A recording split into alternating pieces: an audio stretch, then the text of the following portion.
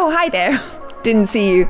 I was just playing Omni Heroes, who coincidentally are the awesome sponsor of this video. What is Omni Heroes, you ask? It's a heroic fantasy casual strategy RPG available now on the Apple App Store and Google Play Store and has received glowing recommendations on both. I downloaded it a few days ago and I've been playing non-stop. If you're a fan of fantasy RPGs like myself, you're gonna love it. The story is this. The Valkyries have been dragged into the darkness by demons, and then you appear as an Omni Guardian, ready to save the day. You have to fight the demons and rescue the Valkyries as you make your way through different stages of missions. I've only been playing for a short while and I've been able to level up my heroes significantly without having to grind, which is awesome! You collect rewards for playing even when the game is offline, and it's so easy to level up with just one tap. I can choose to play the game casually and let my heroes duke it out in battles, or I can be more strategic with it and create strong teams based on the heroes' synergies, taking out my enemies in PvE or even PvP arena battles. In Omni Heroes, there are 3 types of synergies offering a diverse selection of 17 synergies. You can match over 100 hero team comps at will, creating diverse synergies that stack powerful battle buffs. I love doing this to take out my enemies quickly. There are over 100 heroes in the game, but the Valkyries are definitely my favorites. You have your classic warrior type like Alula,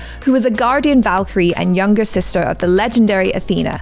But there's even a mermaid Valkyrie, Marina, or the cat god Bastet. You can also interact with the Valkyries in Valkyrie Manor and earn their favor. And let me tell you, Ilula and I are besties now. Click the link in the description and download Omni Heroes now and claim 777 free summons through Valkyrie's bestowal right away. You'll be able to secure a minimum of 5 legendary heroes within your first week of play. With over 1 million pre-registrations, everyone is guaranteed to obtain the legendary hero Dorabella. Seize this opportunity and experience the excitement now.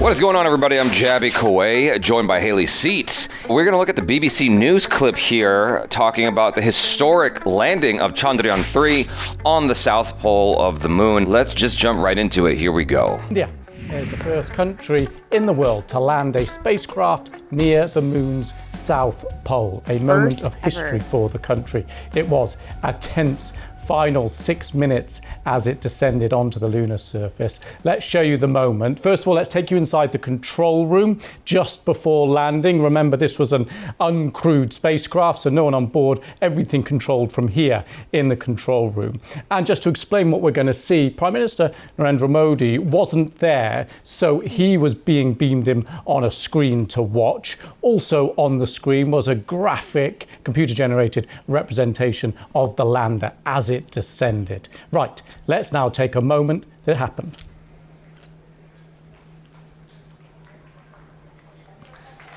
जी हाँ, आप अपनी screen पे देख सकते हैं. That's the animation displaying it. Lander module. God, can you imagine? Yeah, that happiness, they did it. Applauding. Let us all wait to hear. So you can see the cheers, the celebrations. Landing on that part of the moon is no easy task. And you can see there Narendra Modi very happy waving that flag. Let's hear what he said. Friends, on this joyous occasion, I would like to address all the people of the world, the people of every country and region. India's successful moon mission is not just India's alone. This is a year in which the world is witnessing India's G20 presidency. Our approach of one earth, one family, one future is resonating across the globe. This human-centric approach that we present and that we represent has been welcomed universally. Our moon mission is also based on the same human-centric approach. Therefore, this success belongs to all of humanity. That's awesome. And it will help moon missions by other countries in the future. Wow. I am confident that all countries in the world, including those from the global south, are capable of achieving such feats. I know, We I can love all how happy they aspire are. for the moon and beyond. Well, the BBC's Archana Shukla is at a planetarium in Mumbai. What a moment. India is now on the moon, in the words of the Prime Minister. What a moment for the country. It's certainly a very proud moment for people here in India as the country created history to be the first one to land on the Look at all the south cheer. pole You can hear all of the the cheering moon, in the background. and contribute to the global space research they're with so such happy. important aspects. And, this is important. And there were scenes of jubilation, people chanting patriotic slogans, hugging, distributing sweets, because it's a moment of joy and a moment of pride for everybody around.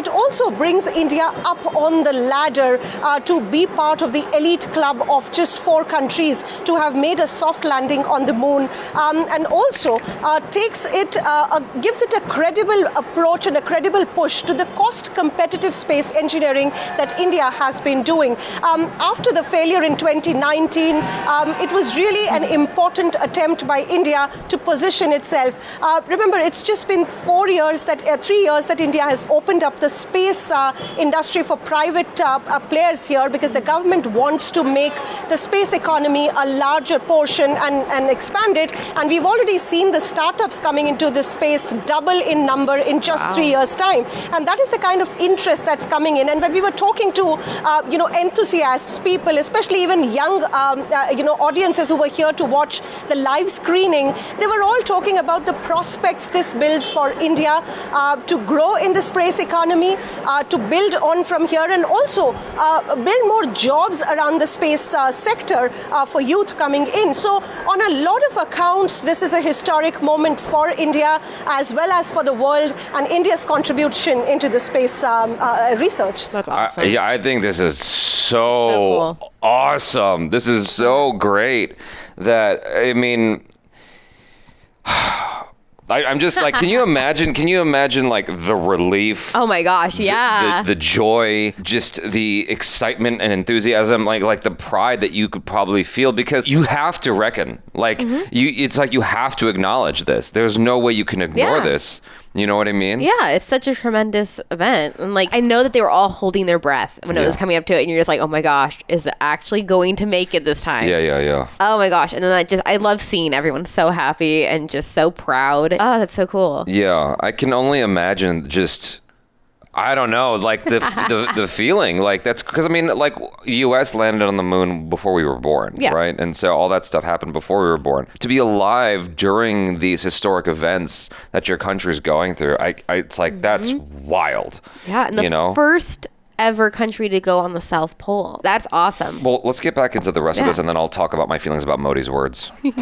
Yeah, Archana, a huge achievement landing in this part of the moon, the south, near the South Pole, because it's so much harder to land there than near the equator, as has been done before. But it's not over, is it? People are still watching because the landing has taken place. The next step is the rover rolling out of the lander and on its wheels then going out on a little explore. That's what's coming up next. Absolutely. The rover is going to spend, the lander, Vikram lander and the rover are going to spend 1 lunar day, which is equal to 14 Earth days, on the moon's south pole, collecting data from the surface, collecting evidence, looking at the craters, looking at the moon quakes, gathering information, and most importantly, looking looking for water on the lunar surface, especially on the South Pole, which is considered by scientists as one of the most valuable assets on the moon, because that scientists say will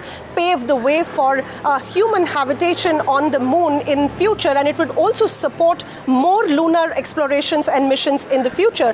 And that is something to look out for in the next 14 days.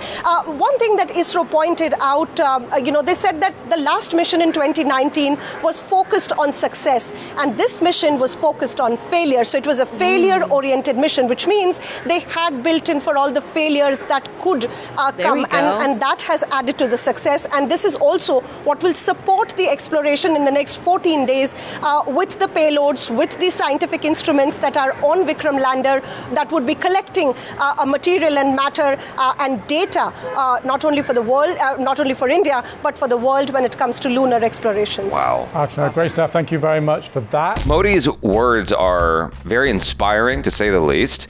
I hope that there is actual meaning in that as we go forward as a species. Yeah, for the world. Like it's such a noble and cool thought. Like he's basically saying this isn't just for India, this is for everybody. I wish everyone had that sentiment. Firstly, yeah. I wish we all had that sentiment. Maybe scientists themselves do, and it's the governments that kind of get in the way. And so it's very, very meaningful when you have Modi, who is leading India.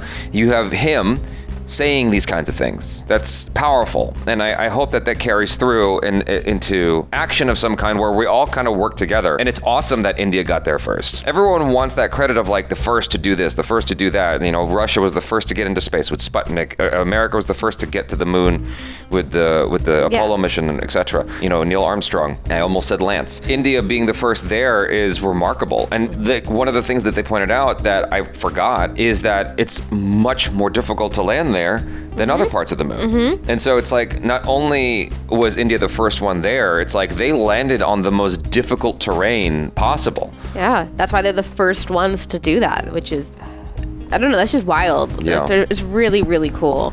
Yeah. And they're only the fourth country ever. Yeah, and so if they find water, India is literally trailblazing. Yeah. That's dope. They can discover so much, and they're going to be the one who has all that information and all that. Yeah. So you guys, thanks so much for hanging out. Hopefully you enjoyed that. I'm Jabby Kaway, joined by Haley Seat. Peace out.